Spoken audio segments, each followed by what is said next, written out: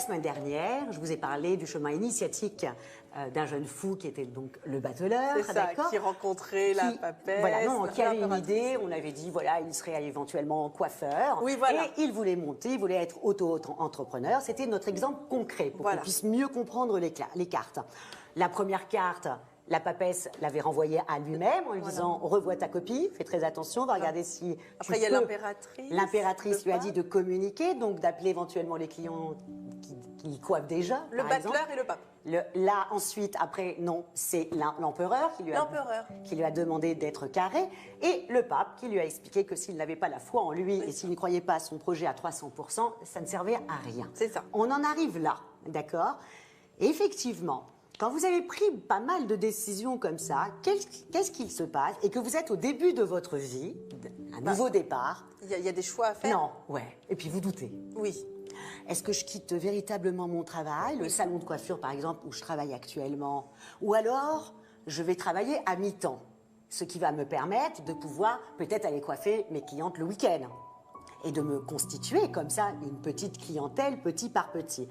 Mais c'est un choix très cornélien. Vous voyez, on hésite tout le temps entre la raison et le cœur. Le cœur du bateleur, ça serait je fonce pour monter et être coiffeur indépendant, et voilà, tout de suite. Et la raison lui dirait fais attention, vu ce qui se passe actuellement, ça serait bien de continuer à être peut-être encore un employé. C'est toujours le choix est toujours entre le cœur et la raison. Oui. Toujours, toujours. Le cœur a ses raisons. Que la raison ne connaît pas. Eh oui. Donc, mais quand j'explique cette carte-là à mes étudiants, je leur dis qu'il faut surtout que toujours ils prennent une décision. Pourquoi? Parce que vous avez le petit ange en haut, comme ça, Cupidon, qui, si vous ne prenez pas la décision entre le cœur et la raison, il va faire en sorte que, par exemple, votre patron sait que vous allez vous mettre à votre compte. Il vous vire avant, pour pas que vous preniez la clientèle.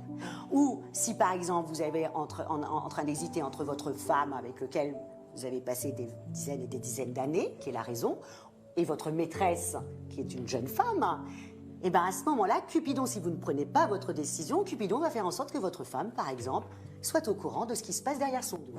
Donc, il faut toujours prendre une décision quand on a cette carte-là. C'est vrai que c'est un choix cornélien, mais il faut absolument prendre la décision et surtout la prendre avec son cœur. Parce que le cœur, ça reste toujours sur du long terme, pas la raison.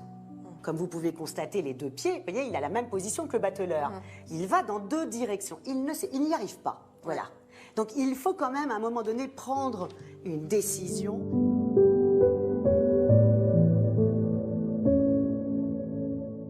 Passer à la carte suivante, qui est la numéro 7, et qui est le chariot. Le chariot, voilà, ça y est, le bateleur a pris sa décision, ou alors Cupidon l'a forcé à la prendre. Il y a un événement qui a fait qu'il est obligé de la prendre. Il est monté dans le chariot, et là, il est parti vers ce qu'il pense sa destinée. Ce qu'il se passe en revanche avec le chariot, généralement, quand on est cette carte-là, on se trouve extrêmement vivant. On a presque l'impression qu'on va y arriver. Tout d'un coup, peut-être que des clientes l'ont appelé, qu'il a travaillé pendant tout le week-end et qu'il se dit « ça y est, il y a le début de quelque chose, ça y est, je suis arrivé ». Mais avec ça, avec le chariot, c'est jamais sur du long terme.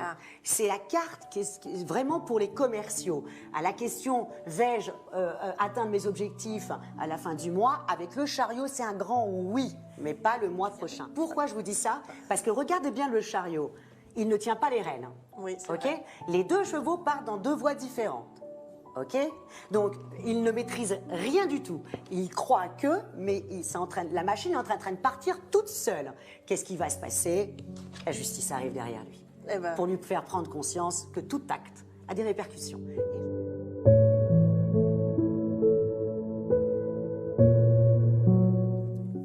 La justice arrive. C'est souvent comme ça. À un moment donné, il se prend vraiment une petite claque et la justice passe. La justice, elle est manichéenne. C'est ou tout blanc ou tout noir. Il n'y a pas de juste milieu. Il n'y a aucune émotion.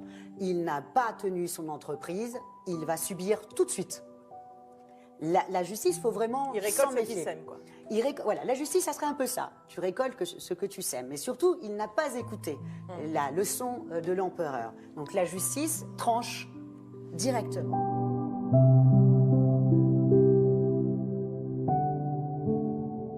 Quand vous êtes passé par la justice, généralement, on a tendance à se faire une introspection en se disant mais qu'est-ce qui m'est arrivé? Qu'est-ce qui s'est passé là? Donc, c'est l'ermite. L'ermite est la carte de l'introspection où vraiment on revoit le fil de sa vie et on se demande où est-ce qu'on s'est trompé et comment faire pour ne plus se tromper. C'est ça. Ça a été la carte de 2020 pour beaucoup de gens. Ils étaient l'ermite.